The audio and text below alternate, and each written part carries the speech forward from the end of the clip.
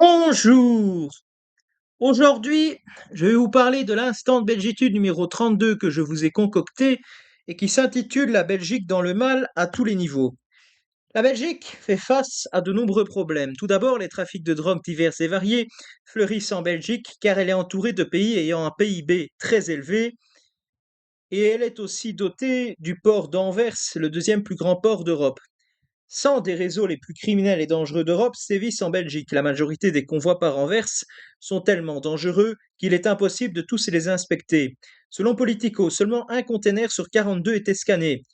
Anvers est la capitale de la cocaïne, avec près de 40% de la cocaïne en Europe étant découvert là en 2023 et en 2023 aussi, près de 116 tonnes de cocaïne ont été saisies.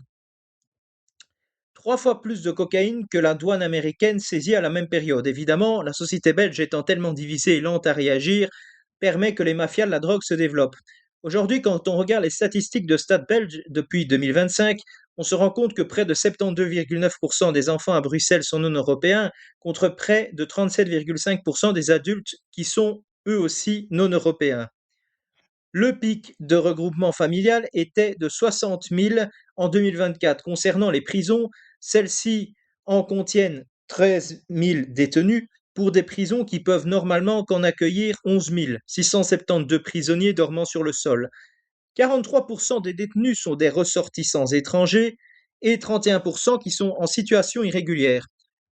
Le média en Belgique 21 News a été sanctionné pour avoir publié le discours du vice-président américain à Munich le 14 février 2025 par le Conseil de déontologie journalistique, un média privé belge sanctionné, et il a dû mettre sur son site un avis disant qu'il ne pouvait pas faire ça.